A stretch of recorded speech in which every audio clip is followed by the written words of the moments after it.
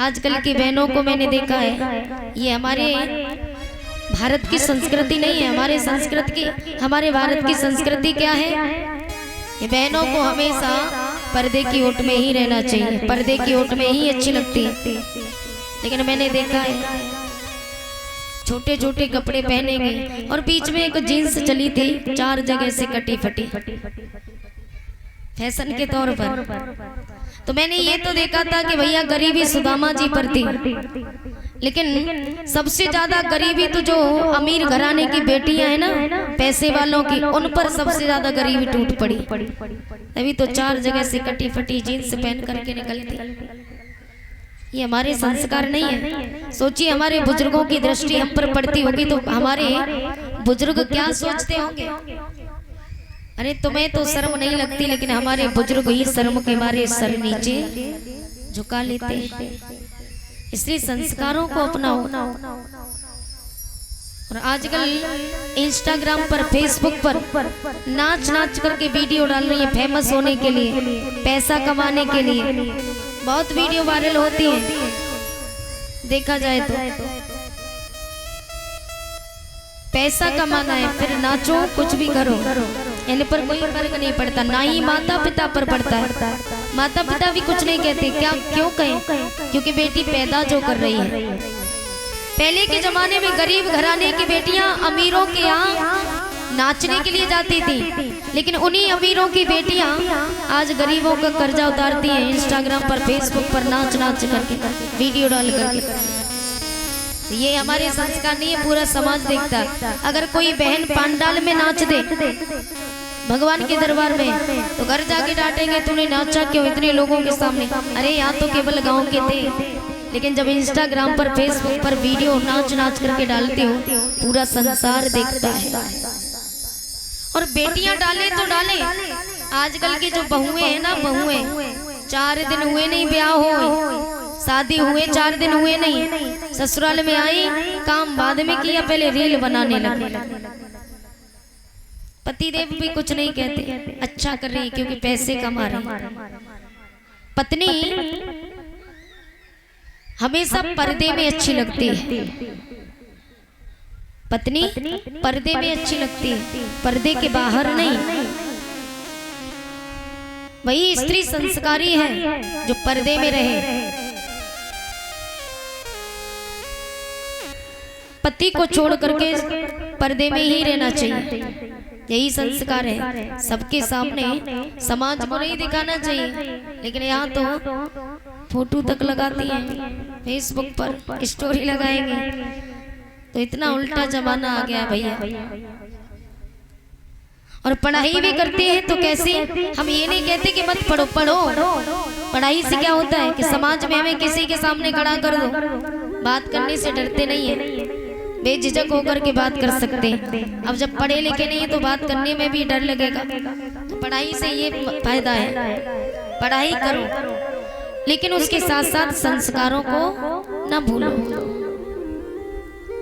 एक गांव का लड़का था, तो गांव का लड़का शहर में गया था, और गांव के कोई पढ़े लिखे थे नहीं, गांव का कोई पढ़ा लिखा नहीं था। तो वो लड़का अकेला शहर गया और शहर से 4 अक्षर अंग्रेजी के सीख करके गांव आ गया। कौन से अक्षर 4? एक यस, नो, वेरी गुड और थैंक यू। ये 4 अक्षर अंग्रेजी के सीख करके आया गांव में। कोई कुछ कहता तो कहता बोले यस,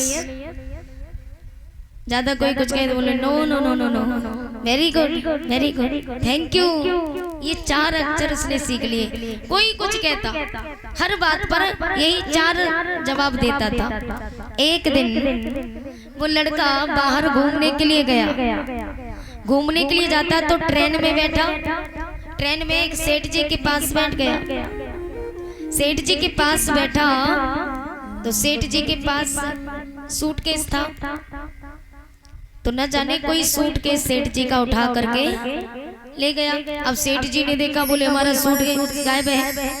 सेठ जी उसी लड़के से पूछने लगे, बोले भैया मेरा सूटकेस कोई ले गया, तुमने देखा? लड़के ने कहा यही अंग्रेजी बोलने का अच्छा मौका है। तो लड़के ने कहा बोले यस यस। सेठ जी कहने लगे अच्छा तो जरा बताना कौन ले गया? बोले no no no no no no.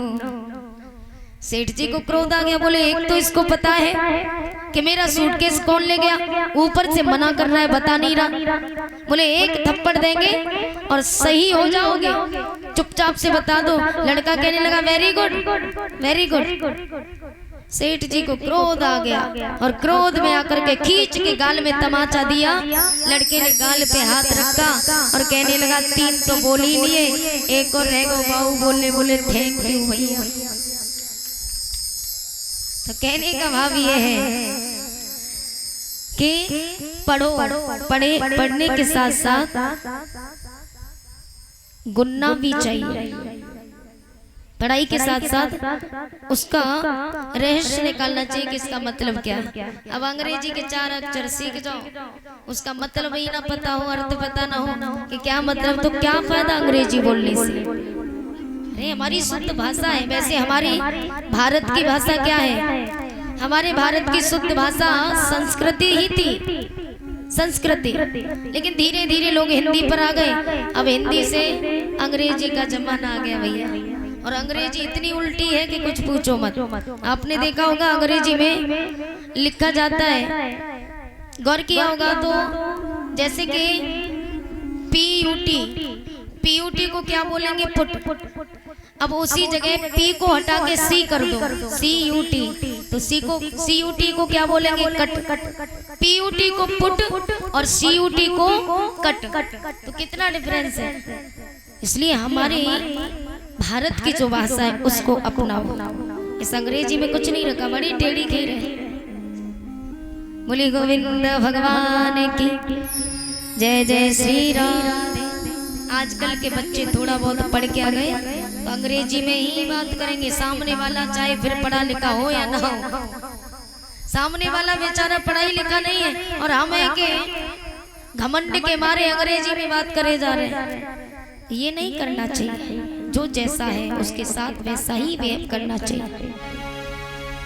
पढ़ा लिखा मिले तब उस तरीके से बात करनी चाहिए। लेकिन गांव के हमारे बुजुर्ग हैं, बूढ़ी मैया हैं, और जो नहीं, हमारी जो बहनें हैं जो नहीं पढ़ी हैं ज्यादा, तो उनसे उसी हिसाब से बोलना चाहिए। बोली गोविंद भगवान की जय जय श्री राधे। आइए एक छोटा सा भजन बोलेंगे, उसके बाद कथा आगे बढ़ाएंगे। सभी भक्त ताली बजा करके जरूर बोलें, ठीक है।